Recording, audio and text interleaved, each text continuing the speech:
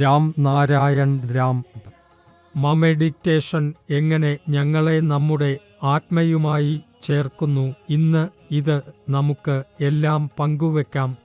നമ്മുടെ അന്തരാംഗത്തിൽ സൂക്ഷിച്ചിരിക്കുന്ന വിവേകമായാണ് ആത്മാവോ ദൈവം, ഖുദാ, ഗോഡ് എല്ലാം.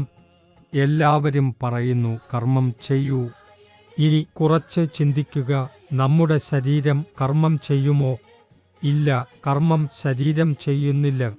കർമ്മം ചെയ്യുന്നത് നമ്മുടെ മനസ്സാണ്, നമ്മുടെ വിവേകമാണ്, നമ്മുടെ അന്തരാത്മയാണ്. ആദ്യം തന്നെ ഞങ്ങൾ പറയുകയും ചെയ്തതുപോലെ മെഡിറ്റേഷൻ ഒരു തരത്തിലുള്ള ശബ്ദ ഊർജമാണ്. ഇത് നമ്മുടെ ശരീരത്തിൽ 50,000 കോടി ആത്മാക്കൾക്ക് ശക്തിയും ഊർജവും നൽകുന്നു. ഇത് നമ്മുടെ ശരീരത്തിന് ബലവും ജീവനും ചിന്തിക്കാൻ മനസ്സിലാക്കാനുള്ള ശേഷിയും വികസിപ്പിക്കുന്നു. ഇവിടെ ഞാൻ നിങ്ങൾക്ക് പറയാൻ ആഗ്രഹിക്കുന്നതിന് ഒരു കാര്യമുണ്ട്. ഈ ശബ്ദ ഊർജം പ്രകൃതിയിൽ നിന്നാണ് വരുന്നത്. അതിനാൽ പ്രകൃതി, ഈ സൃഷ്ടി, ആകാശം, ബ്രഹ്മാണ്ഡം എല്ലാം ഇതാണ്. ഇത് നമ്മുടെ ജീവൻ നൽകുന്നു. മെഡിറ്റേഷൻ എന്നാൽ നമ്മൾ വന്ന ശബ്ദ ഊർജം നമ്മുടെ എല്ലാവരുടെയും, മനുഷ്യരും ജീവജന്തുക്കളും വൃക്ഷങ്ങളും സസ്യങ്ങളും എല്ലാത്തിനും ഉള്ളതാണ്. ഇത് നമുക്ക് വിവേകവും ചൈതന്യവും നൽകുന്നു. ജീവിതത്തിൽ ഓരോ വ്യക്തിയുടെയും മെഡിറ്റേഷനോട് ചേർന്നിരിക്കേണ്ടതാണ്, അല്ലെങ്കിൽ നിങ്ങളുടെ ക്ഷേമം ഉണ്ടാക്കുവാൻ. മെഡിറ്റേഷന്റെ വഴി നിങ്ങൾ നിങ്ങളുടെ മനസ്സും വിവേകവും അന്തരാത്മയും ശക്തിപ്പെടുത്തുന്നു. ഇവയെ നിങ്ങളുടെ നിയന്ത്രണത്തിൽ എടുക്കാൻ കഴിയുന്നവരാകുന്നു. മെഡിറ്റേഷനായി അത്ര പ്രധാനമാണ് നിങ്ങൾ നിങ്ങളുടെ ദിനചര്യയെ ശരിയായി നടത്തുക. മുഴുവൻ ദിവസം നിങ്ങളുടെ ദൈനംദിന പ്രവർത്തനങ്ങൾ ചെയ്യുക. രാത്രി ഭക്ഷണം വേഗത്തിൽ കഴിക്കുക. പിന്നെ ഉറങ്ങുന്നതിനു മുമ്പ് കുറച്ച് സമയം എതിരായോ എങ്കിൽ ശരീരത്തെ ഒരു ആസ്വാദ്യകരമായ പദത്തിൽ ഇരുന്ന് മെഡിറ്റേഷൻ ചെയ്യുക. ഇത് ചെയ്താൽ നിങ്ങളുടെ മനസ്സിനും ശാന്തി ലഭിക്കും. മെഡിറ്റേഷനിലെ ശബ്ദ ഊർജം വഴി നിങ്ങൾക്ക് ഊർജവും സാനുകൂല്യവും ലഭിക്കും.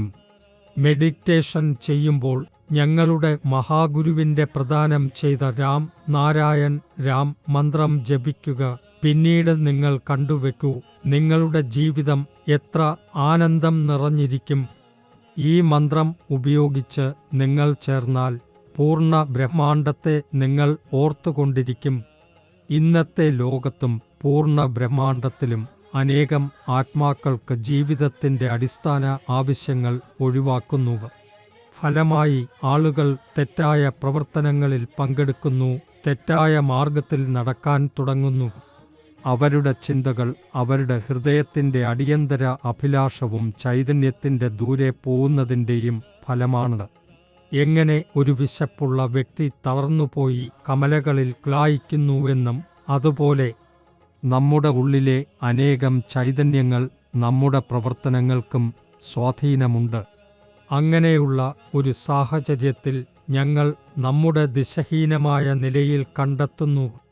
ഈ സാഹചര്യത്തിൽ നിന്നുള്ള പുറപ്പെടുവാൻ നിങ്ങൾ ജപം, ധ്യാനം, ആത്മികമായ മാർഗങ്ങൾ ചെയ്യേണ്ടതായിരിക്കും. കൂടാതെ ഞങ്ങളുടെ ചൈതന്യത്തോടെ ബന്ധിപ്പിക്കുന്ന വഴി സഹായിക്കുന്ന തരത്തിലുള്ള മാർഗങ്ങൾ. ഈ വഴി ലോകം, പ്രകൃതി, സമൂഹം, ശരീരം എന്നിവയിലേക്കുള്ള സമത്വം പ്രാപ്തമാകും. രാം നാരായൺ രാം നമ്മുടെ പ്രകൃതിയിലെ സത്യങ്ങളും തത്വങ്ങളും ഒരു തന്ത്രത്തിൽ ചേർത്ത് അനന്തമായി മുന്നേറുന്നവയാണ്. പൂർണ്ണ സൃഷ്ടിയിൽ ഓരോ ജീവിയും സന്തോഷത്തോടെ ജീവിക്കാൻ, സമ്പന്നതയും സമൃദ്ധിയും അനുഭവിക്കാൻ, ഒരു നല്ല ജീവിതം നേടാൻ മനുഷ്യൻ എല്ലാ സാധ്യതകളും ശ്രമിക്കും. എന്നാൽ അവരുടെ ശ്രമങ്ങൾ വിജയിക്കുകയില്ലെങ്കിൽ ചിലപ്പോൾ ആളുകളുടെ മനസ്സിൽ കോപം, വിമർശനം, ദുഃഖം, ദരിദ്രത തുടങ്ങിയ കാര്യങ്ങൾ വാസം ചെയ്യുന്നു. ഇത്തരം വ്യക്തികൾ അവരുടെ ആഗ്രഹങ്ങളെയും സന്തോഷങ്ങളെയും പുറത്തുവെക്കാനാവില്ല. ഇത്തരം അവസ്ഥയിൽ നിന്നു പുറത്തു പോകുന്നതിനുള്ള ഏറ്റവും നല്ല മാർഗം രാം നാരായൺ രാം എന്ന മന്ത്രം ജപിക്കുന്നത്.